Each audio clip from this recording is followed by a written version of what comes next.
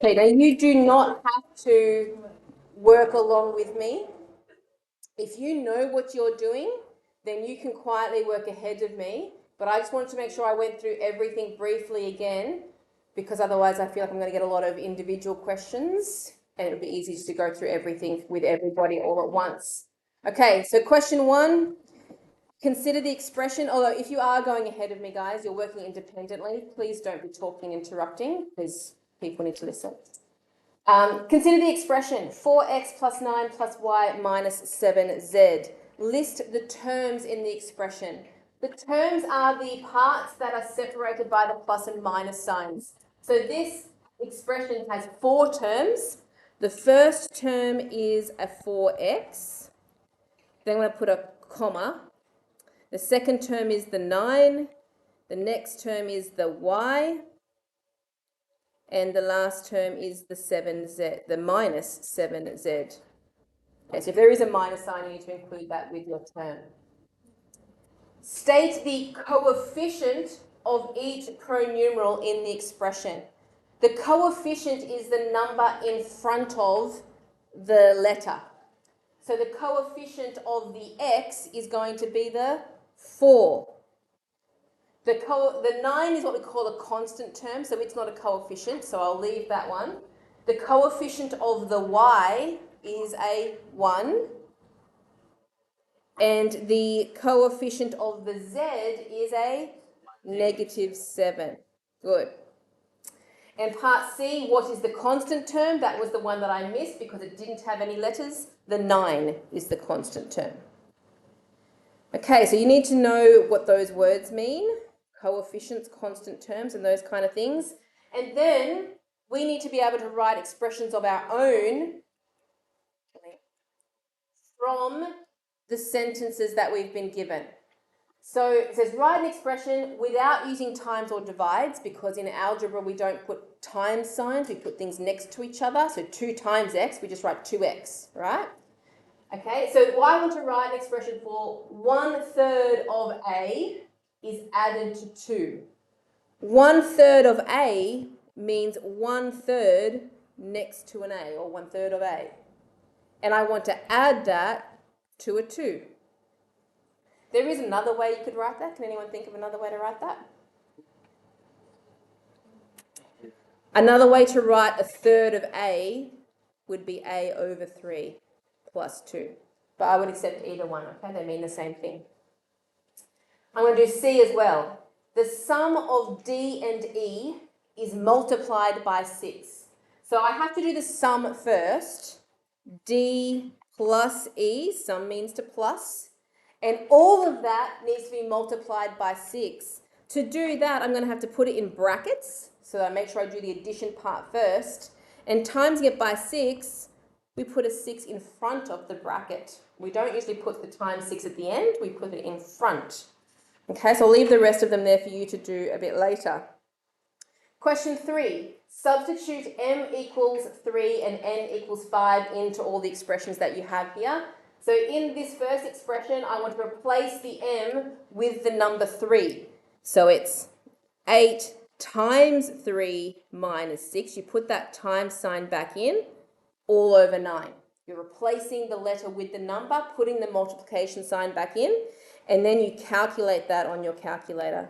So 8 times 3 minus 6 all over 9 is equal to 2. When you have a question like that, please make sure that you show the substitution and then your answer. Okay, question 4.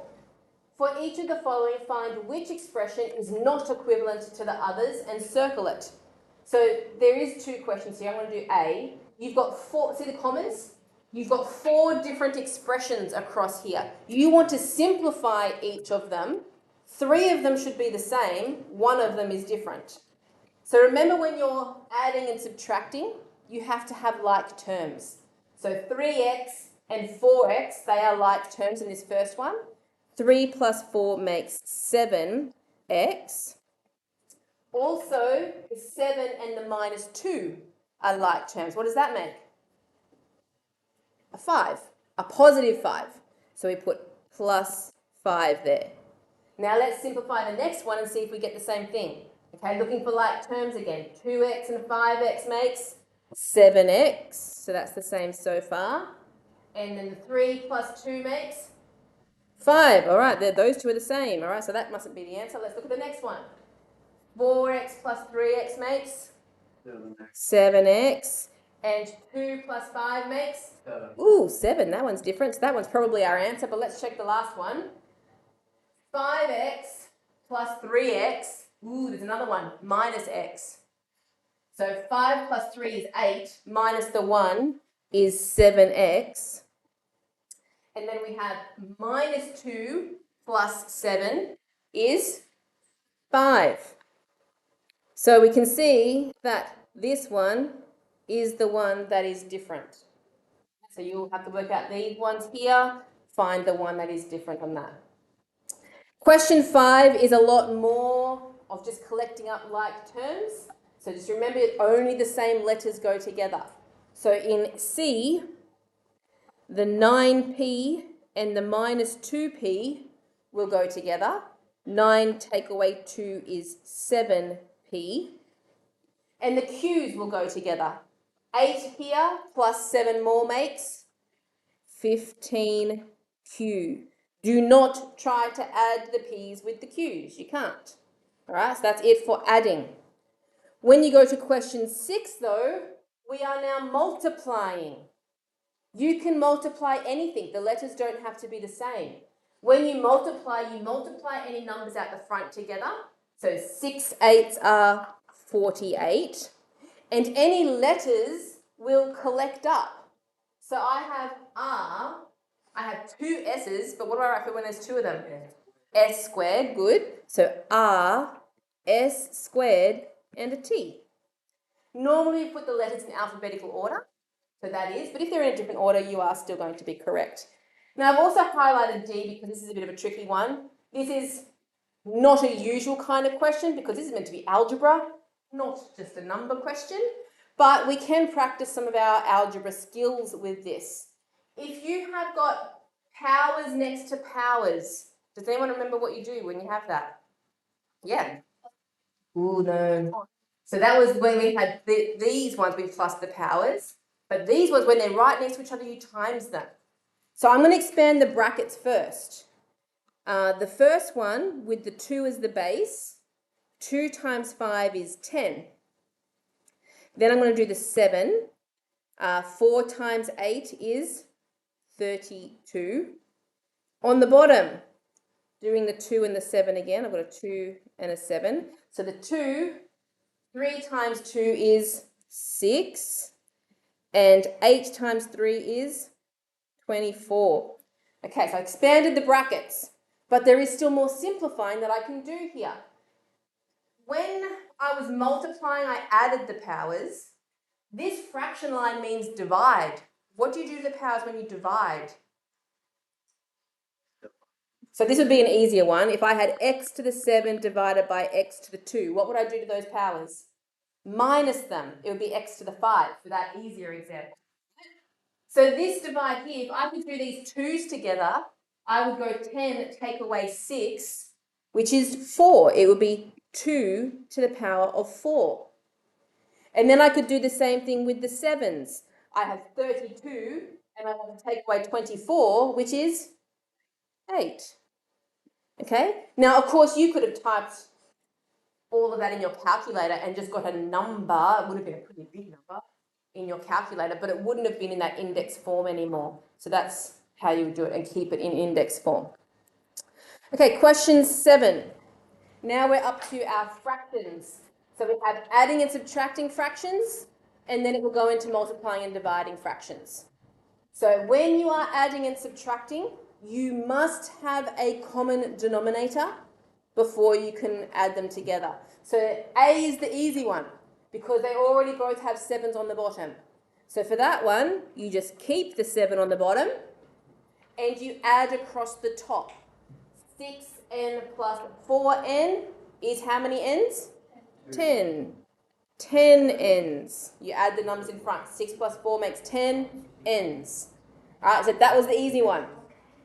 Easy one because they were both 7's already. When they are different, you have to make them the same. To do that, the first thing you do is you multiply those two numbers together. 4 times 3 is 12. That works out your new denominator. But if you're changing your denominator, that means the things on the top are going to change as well. To work out what they are, you times diagonally. You go 3k times that 3, so going crossways. 3k times 3 makes 9k's. Then we're subtracting this time, so I'm going to put a minus sign in there. And you times the other way. 2k times 4 makes 8k. All right, now all that's left to do is just collect up this top. They're both k's, so let's collect them. 9k take away 8k is 1k, or just k. The answer is k over 12. Now, do not mix up your adding and subtracting with, down here, multiplying and dividing. Just like when we were doing the non-fraction stuff, you can multiply and divide anything, okay? So, when you're multiplying, if you can, you look for common things to cancel out. So numbers. If you have a number on the top and a number on the bottom, you could cancel them out. Unfortunately, there isn't any, okay? So if there isn't any, all you need to do is just times across the top. So you go 7 times 3 is 21. And the letters, the A and the B, will collect up. And then you also multiply the bottoms together. 8 times 5 is 40. Okay, and you always, if you missed some cancelling at the beginning, if there was cancelling, you could still cancel now if you saw something in there was a common factor or something that you could cancel out. Okay, dividing. We had a little saying when we were doing dividing fractions. We leave the first one, this, which means turn it into a times, and flip the second fraction upside down, and then it becomes a times problem. So let's rewrite the question. We leave the first fraction, kiss, which means our divide becomes a times, because time signs look like kisses and the things you write on the cards, and then flip the second fraction upside down, which is 9x over 8yz. Okay, so now it is another multiplication problem like this one here. Is there things that I can cancel this time? Yes, there are. Remember, you can cancel anywhere top and anywhere bottom, but it is often diagonally where you do it. Not always, but often. So see the 4 and the 8? You can divide both of those numbers by 4. I'm going to do this in a different colour. Dividing by 4, you get a 1 here, and you get a 2 down there. What about the 9 and the 27? Do they cancel? Yeah. Yes, they do. What can I divide by? I want to say both of those numbers can divide by 3, but 9 is better. Yes, good.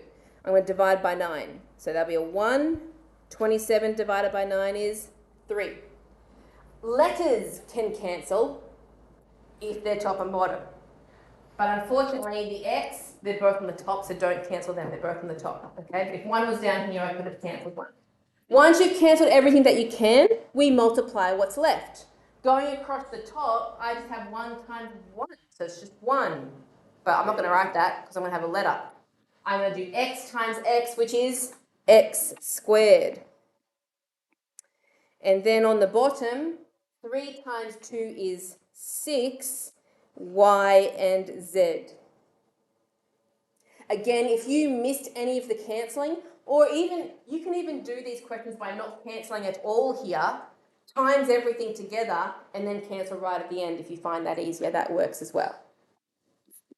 Don't frown at me. Okay, next section. This is worksheet B. We're moving into, this is still algebra though, we're expanding brackets. To expand brackets, you want to multiply whatever is out the front by each thing inside the bracket. So 5 times 4x makes 20x. Then I have a minus sign, and I'm going to multiply the 5 with the 7, which makes 35. Can I do anything else with that? Can I subtract those things? No, because they're not like terms. So that's it. That's expanding, just timesing it out. But down here is a harder one. I have these extra terms. I have one in the beginning and one at the end. They're not really with this bracket, but I need to expand that bracket first, and then hopefully I'll have some terms that I can collect up.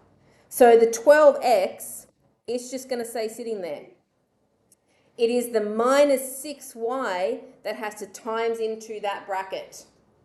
So I do minus 6 times 8 is minus 48y. And then I do minus 6y times 3x. 3 times 6 is 18, so it's negative 18. And then I have two letters. I have an x and a y. Then my last term, the 10y, it is not part of the bracket. Don't times it. It's just sitting there on the end. Okay, once everything's expanded, is there any like terms? Yes. Okay, now the x is different to an xy, so don't do those ones, but the y's, see the minus 48y and the 10y, they are like terms, they can go together. So I'm going to leave the 12x there because it can't do anything. Minus 48 plus 10 is a negative 38y, and then minus 18xy will have to sit at the end. Just collecting up the two that had the same letters. After expanding, then we have to reverse that and be able to factorize things, which means to put it back into brackets. This question is just practice finding the common factor. When you see two terms, you look at the numbers and go, what is the biggest number that I can divide by? Out of 20 and 45, what's the biggest thing I can divide them both by? 5. But you can also have letters that are factors if they are in both terms, and both of these have an x. So 5x would be my highest common factor. Now that sets us up for these because we want to bring out the highest common factor and then put the leftover part in the brackets. So look at these two terms. What number could I divide them both by? 4. Is there a common letter? No. So 4 is it, and then I'm going to open my bracket. Now, to work out what goes in here, I divide each of these terms. 12 divided by 4 is 3, good. 8 or minus 8 divided by 4 is 2, but I have the minus sign, so minus 2. The m is still sitting there, close the bracket. So I'm going from the expanded back into the factorized version. That's what we call factorizing. Do a harder one. Here's D. Numbers first. What is the biggest number you could divide out of 18 and 12? 6. Is there any common letters? D and E. Yes. D and E. Open your bracket and divide to find what's left. 18 divided by 6 is 3. I have taken the D and the E out, but the C would still need to go inside. So 3C plus, all right, 12 divided by 6 is 2. And again, I've taken the D and the E out, so what do I need else? I need the F, close bracket. Okay, some wordy questions. So it says write an expression for each of the following situations, and there's 3 different ones there. I've just chosen one of them to do. You're not being asked to solve it. You just want to take the words and write it as an algebra expression instead. So the area of a rectangle, find the area of a rectangle if its length is x and its width is 5. So you could draw it if you wanted to. Here is my length is x and my width is 5. How would... Oh, sorry, I should read that properly. Its width is 5 less than its length. Ooh, how would it be 5 less than its length? I would start with the x and I subtract 5. It's 5 less than the length. Okay, so if those are my two measurements, how could I write the area? To find the area of a rectangle, it is base times height, isn't it? So you could write A equals BH if that's helpful. That comes from our measurement topic. And I just want to times these two things together. So it's going to be the x times the x minus 5. That's it. You could expand it if you want to, but you don't have to. You have found an expression for that area. Okay. Oh, still moving. Question 5. Multiplying again, but this is more with our powers. So if you're multiplying, you keep the base, and what do you do to the powers? Add them. So this will be x to the power of 5, because 2 plus 3 is 5. This is a bigger one. This is a bigger one. So do all of the terms. We go 4 times 9, which is 36. And then W is the only letter in there. And how many W's do we have? We have 8 here, plus a sneaky little 1 that has no number there. So you can put a 1 there. 8 plus 1, so we're at 9. Plus 4 more is 13. I don't know why they needed 3 lines of working out for those ones, but anyway. Add the powers, don't times them. Oh, good. These are another weird ones with the numbers. I hope these ones aren't on your exam, but anyway. Times these out, so we're going to have the 5 to the power of, times them, remember? 2 times 6 is 12, over, keep the 5, times the powers, 3 times 2 is 6. Then once you've gotten rid of the brackets, remember what we did last time? Because the fraction means dividing, you subtract the powers now. So 12 take away 6, 5, sorry. 12 take away 6 is 6. So I keep the 5 as the base and 6 as the power. Yes, this is what revision is. All right, we're nearly done. We're nearly done. Question 7. Simplify the following expressions using index laws. So this rule here is all about this power of 0. Anything to the power of 0 is equal to? Nope. 1. Good, Caleb. Well done. So these ones, this one and all of that is just equal to 1 because they have that power of 0. So I've got, what's 5 to the power of 1? I should ask that too. What's 5 to the power of 1? That's just 5. And what's 5 squared? No, 5 times 5, 25. So I've really got 1 plus 5 plus another 1 plus 25. And what does that make? So it's 32, yes. The next question, please cross out, because I think we've done enough of those weird ones. Cross that out. We don't need that one. And that's the end for today. So that is where we're going to stop.